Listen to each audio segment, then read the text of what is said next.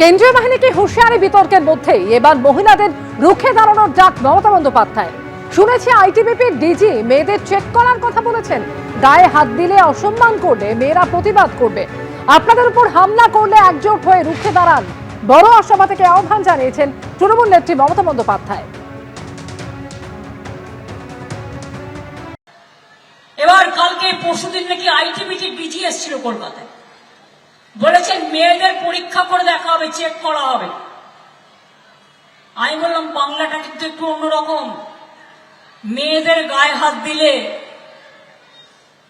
অনেক মহিলাই হোক আর ছেলেরাই হোক, মেয়েদের দিয়েও যদি গায়ে হাত দিয়ে অসম্মান করো, মহিলারা কিন্তু মুখ বুজে থাকবে না, মহিলারা তার প্রতিবাদ করবে। ভোটটা দেবেন, আর আপনাদের উপর যদি হামলা করতে আসে একজোটে মেয়েরা দাঁড়িয়ে যাবেন। ওরা লক্ষ লক্ষ নিয়ে আসুক বাইরে থেকে, বাইরের সব নেতারা দখল করে এখানে বসে আছে। আর ভোটের আগের দিন কাউকে কাউকে দিয়ে গ্রেফতার করানোর চেষ্টা করবে, তাই সব চেঞ্জ করেছে। তৃণমূল কংগ্রেস কিন্তু মাথা নত করতে জানে না, লড়াই করে ছিনিয়ে নিতে জানে। ঘটনা ছড়াচ্ছেন, হিংসা ছড়াচ্ছেন, মানুষকে বাধ্য করছেন যে সংবিধানের বিরোধিতা করার জন্য, ভয় দেখাচ্ছেন। এগুলো বন্ধ হওয়া দরকার। পশ্চিমবঙ্গের বাঙালি এই জিনিস বরদাস্ত করবে না। এই জিনিস বেশি দিন চললে জনতা সংঘবদ্ধ প্রতিরোধে নামবে।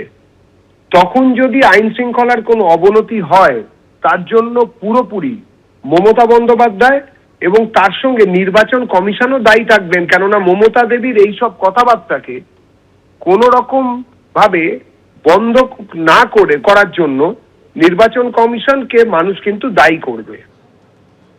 সিউড়ির রবীন্দ্রপল্লীতে পুলিশ ও কেন্দ্রীয় বাহিনীকে ঘিরে বিক্ষোভ দেখান সিউড়ির বিজেপি প্রার্থী জগন্নাথ চট্টোপাধ্যায়। তার অভিযোগ, রুটমার্চের সময় বিজেপির বুথ সভাপতির বাড়িতে গিয়ে হুমকি দেয় পুলিশ ও কেন্দ্রীয় বাহিনী।